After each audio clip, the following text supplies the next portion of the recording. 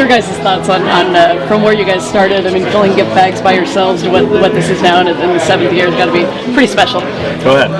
Yeah, we were talking about it the other day. It's crazy how far we've come. Our first year doing it I think we threw it together in 3 weeks at a public golf course, and to this, and just seeing so many familiar faces come out and support, but so many new people too, and just all of our friends, volunteers, supporters, doing, like you said, like the packing the swag bags and setting up the auction with us, and just all hands on deck to make it happen for such a good cause. We just, I don't know, it's just such a feel-good day for us. You guys had Justin Turner Day a couple of Sundays ago, and this is kind of like another Justin Turner Foundation going away, I guess, in some ways, or a reunion. How does it feel to have so much support even on your way to Florida?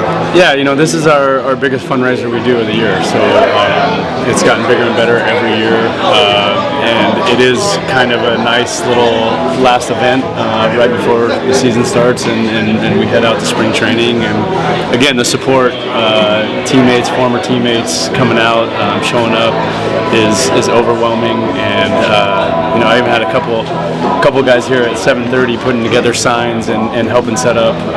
Seeger and Muncy were here, and they got right to work, so that was pretty cool, and it just speaks to the volumes of support that we have. We couldn't do it without everyone who constantly just shows up for us, and we ask a lot, and everyone delivers, and that gives us the opportunity to impact a lot of lives. So we're just very grateful for all the support. How different does this year feel, especially once you said you guys saw the old group chat together, like how different does this whole time of year sort of feel for you? Actually, not at all. Right? Everything just feels normal right now. I think it probably won't feel different until I'm, out in Florida and starting a spring training in a different facility. So, as of right now, it's the same great day out here at Sherwood, and looking forward to raise a lot of money for a great cause and helping a lot of people. With this being your biggest fundraiser, can you kind of quantify like how much this tournament helps your foundation? Yeah, it is huge, and we'll be making an announcement later today. I don't want to spoil it, but because of events like this, we're able to make bigger and bigger impacts on the community, and we're looking forward to keep going, and can't wait for the 8th annual one, and the 9th and the 10th, and looking forward to just making it bigger and better every year.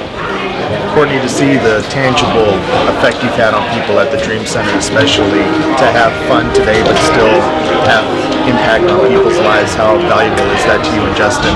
Yeah, I think it's good for everyone to come out and have fun and have this beautiful day, but I think at the core, remembering why we're here is important. I think it's such a good group and everyone is here for such a good cause, but yeah, just seeing everything in motion, and you mentioned we had our JT Day a couple weeks ago, and just seeing the lives firsthand and having people come out and being able to see everything in motion, the food bank and the veterans home, people being able to see that and really see their impact in person, I think means a lot. Justin, you grew up in Southern California, obviously Long Beach, but the connection that you guys have made with the community since then over these last 9 years, can you kind of quantify what that's meant to you? Yeah, it's been special, and really it's almost an addiction to serving and helping and getting out and giving back as much as we can. We feel so fortunate and so blessed to be in the position that we are in, and we feel like it's a responsibility to utilize our platform that we've built over the years to be able to put together events like this, to be able to raise money and give back to a lot of people in need. And obviously, the pandemic was tough on Los Angeles, and there's a lot of people still hurting and still trying to recover from that. So it's days like these that are helping us, help people get back on their feet. Fernando's here, just reaction to the Dodgers retiring his number? Long overdue, I think. I think what Fernando did for the Dodgers organization, and I told him this morning, I don't think that's replaceable by anything. The fact that he brought the people back to the stadium at a time where there was a lot of upset Angelinos about building the stadium where they built it, and Fernando's the guy that rallied the troops and got the fans back and brought the Latino fan base back into Dodger Stadium, which is such a huge part of the Dodgers organization. And again, long overdue. Couldn't be more happy for him, and throw my sombrero to the sky for Fernando. If I was wearing one, I'd toss it up right now. You guys have Super Bowl picks?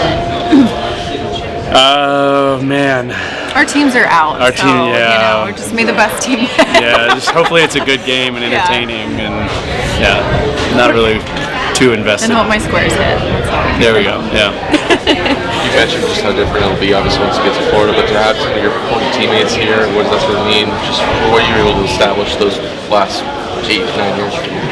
Yeah, not just Dodger former teammates. There's some guys from the Mets that I played with out here. Josh Satin, Ike Davis will be out here today. Pujols, some of our older Dodger players. We already talked about Fernando, but Eric Karros, Nomar Garcia-Parra, Jerry Harrison will be out here. Oral was at the party last night supporting. So the net is really cast pretty wide for former teammates and players and friends that are showing up and supporting us, and that means the world to us. What are the emotions like, as you know, obviously within the week of you heading up to Florida, obviously spring training in Florida before, but going back there, becoming a Boston Red Sox and really digging into the community there and the team, what are the emotions like?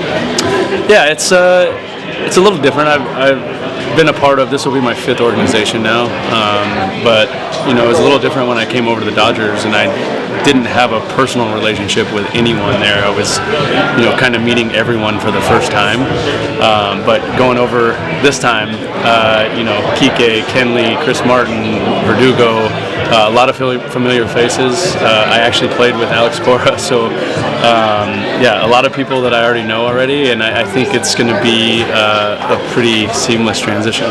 You're pretty vocal about wanting to be back. Is it still a surprise at this point? Has it sort of set in sort of that you're meeting somewhere else? I think I get reminded of it almost every day, running into people, talking to people with kind of the same reaction. But again, it's a reminder that it's a business, and it's a reminder that you don't always get what you want, and it's a reminder that the last 9 years wearing a Dodger uniform were absolutely spectacular, and I couldn't be more proud of everything we accomplished. I couldn't be more proud of bringing the championship back to LA, and I'm actually looking forward to this new chapter and then putting on the Red Sox uniform. It should be a lot of fun, and like I say, I can't wait to get out there. JT, I haven't asked you this, but since It's like a ninja.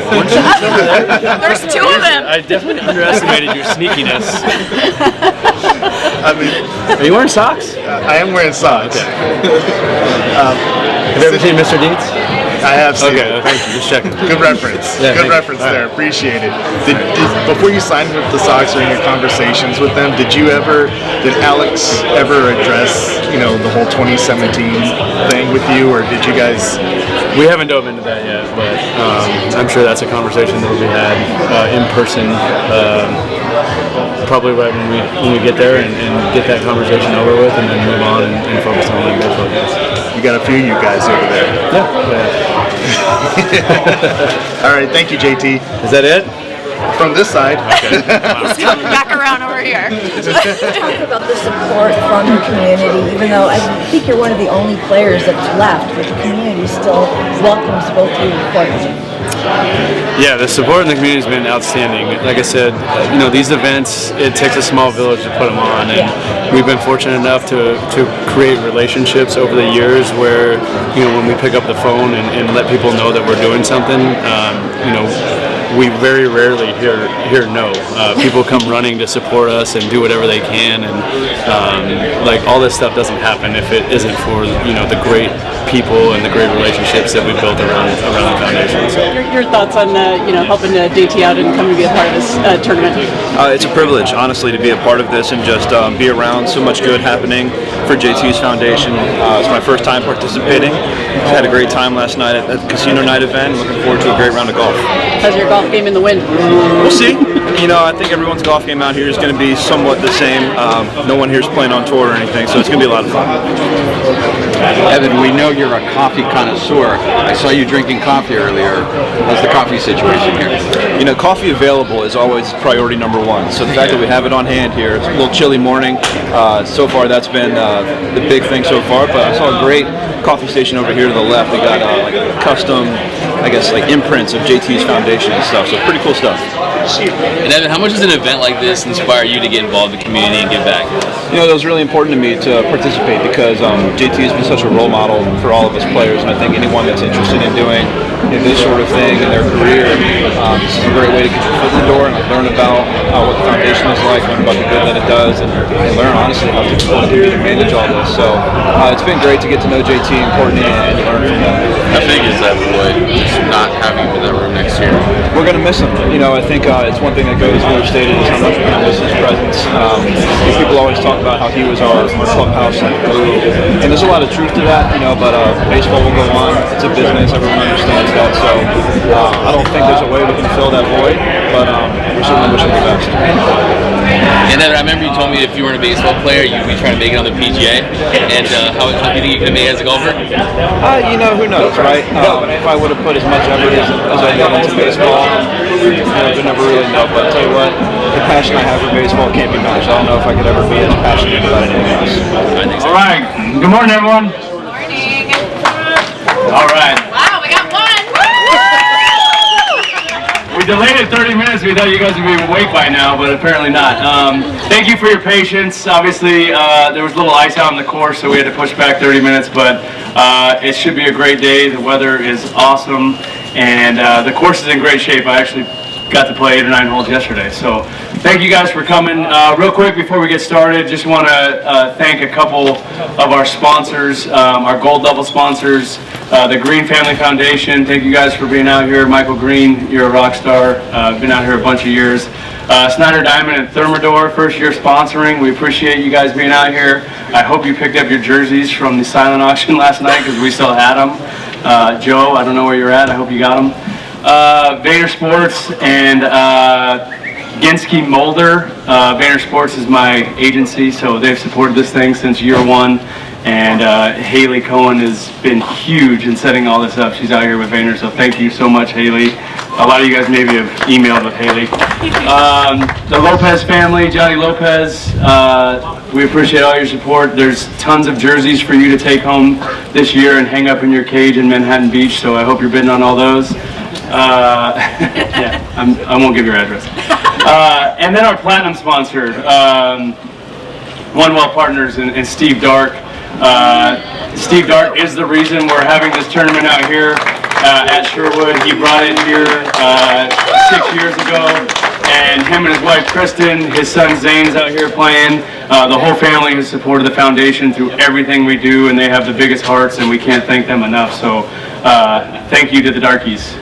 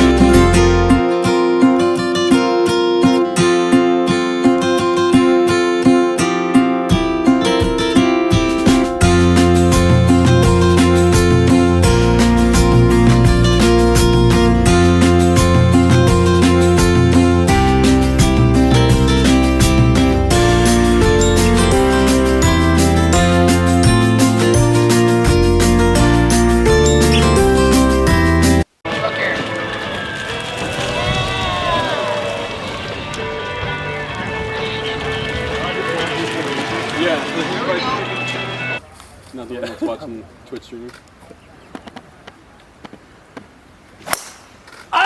Justin! That's the win. I think you can go. That is so deep. Hey, you could That's the one you hit on the range that I was. Hey, you can tell me thank you because I got your swing speed gone.